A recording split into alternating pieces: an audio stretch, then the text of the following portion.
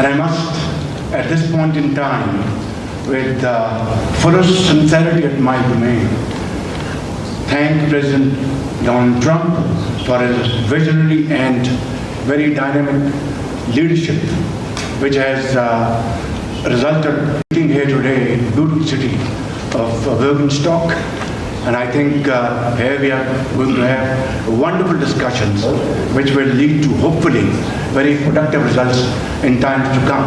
I'd like to thank Vice President JD Vance for his very able leadership in leading the United States team, and my very dear brother, Prime Minister of Qatar. He's like a very dear and dear brother.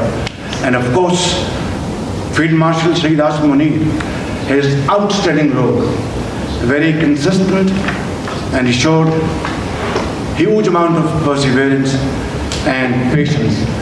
And I think together all these efforts have culminated here in this wonderful Johannesburg, and it's really very wonderful to be here.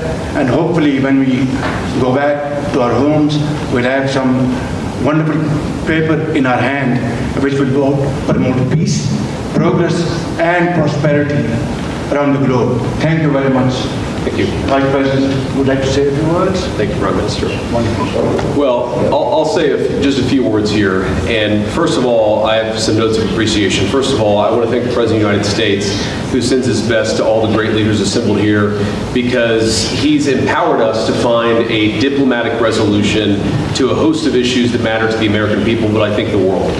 The opening of the Strait of Hormuz, the ending of the Iranian nuclear program, all of these things have already been accomplished. The question before us now is how much more can we accomplish together? Can we turn over a new leaf? Can we change relations in the Middle East permanently? Or do we go back to doing things the old way, which is not our preference, but is certainly very much something that can't happen. I have a few other notes of appreciation. First of all, to the Prime Minister of Pakistan. A dear friend of the President's, a dear friend of mine, a guy who has been, with his leadership and his very careful and skilled negotiations, got us to this point. To his Field Marshal in Pakistan, Asim Munir. I will say that since Field Marshal Munir welcomed us with the Prime Minister in Islamabad, I have joked that I have two very, very important people in my life, an Indian and a Pakistani. The Indian is my wife, and the Pakistani is Field Marshal Munir. And I've probably talked to Field Marshal Munir more than I've talked to anybody else over the last 3 months. We would not be here without his statesmanship. He is, of course, a great military leader, but I think he showed himself to be a great diplomat. And, of course, to Sheikh Mohammed, who's an amazing friend of the United States of America, but has been also an important part of getting us to this point. I think it's important for the American people, but people all over the world to appreciate that what's brought us to this moment is the President's leadership and the President's willingness to see a Middle East that is much different 10 years from now than it was 10 years ago. And what we're trying to accomplish here is something very simple.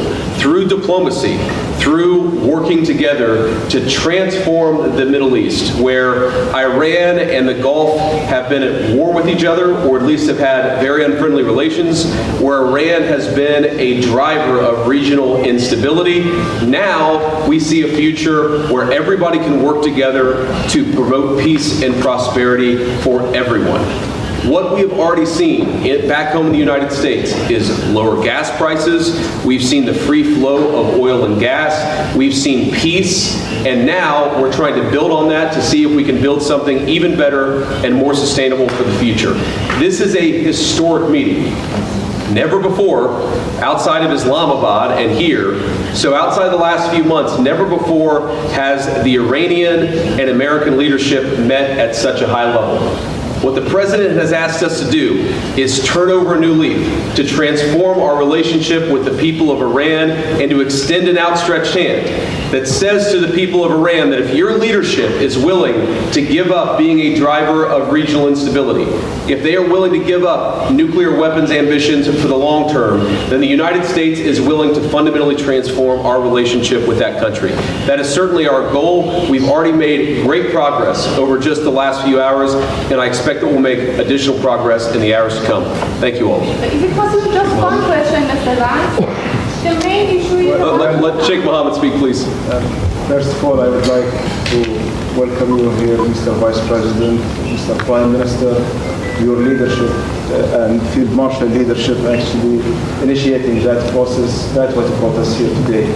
I think that every one of you has highlighted how important is this meeting, how historic is that event, and how significant is that agreement, not only on the security of the region, but also for the security of the world and for the global economy. What we have done and what we have achieved, we wouldn't achieve it without the dedication and the hard work that was done by you, Mr. Vice President, and Mr. Steve Woodcock and Jared Kushner, Prime Minister and Field Marshal, and also on the Iranian side, Dr. Harjam and Dr. Al-Abdi. I'd like to thank all of you for your leadership and determination that put us in this room, and this is not really the main celebration. Our celebration when we reach the ultimate agreement. Hopefully it's just the beginning, and I wish everyone all the best.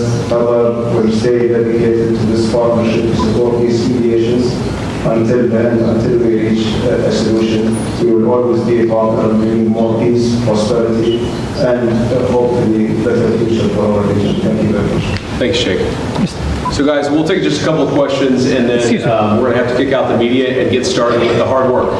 Go ahead. Mr. Vice President, thank you. Do you have a message for Prime Minister Netanyahu with regards to Israel's military operations in Lebanon?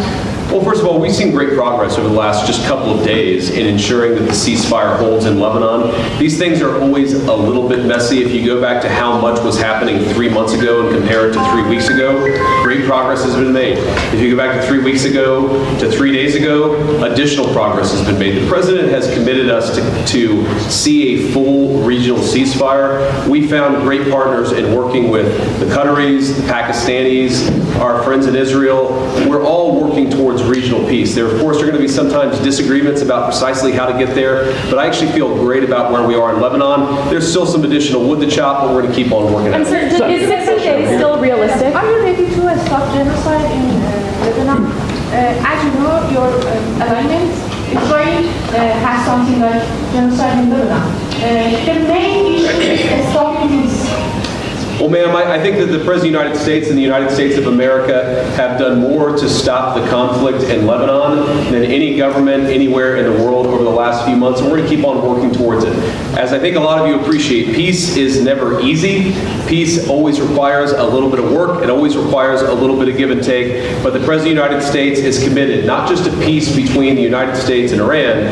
The President is committed to a regional peace, which is why we're here working so hard to settle our issues. The one last comment I want to make is what today really represents is the beginning of a technical negotiation that's not going to solve every disagreement, but is going to allow us to sit together as teams for the first time really in history to figure out what matters most to the respective parties, to settle those issues, to solve those issues, and get to a better tomorrow. The reason why the political leadership of the respective countries is here is because we wanted to, first of all, set up the structure for these technical negotiations, and second of all, make sure that our teams have our full support and know they can always call on us to break through any barriers. We've got a lot of work to do. We're excited to do it. Thank you all for being here. Mr. Vice President.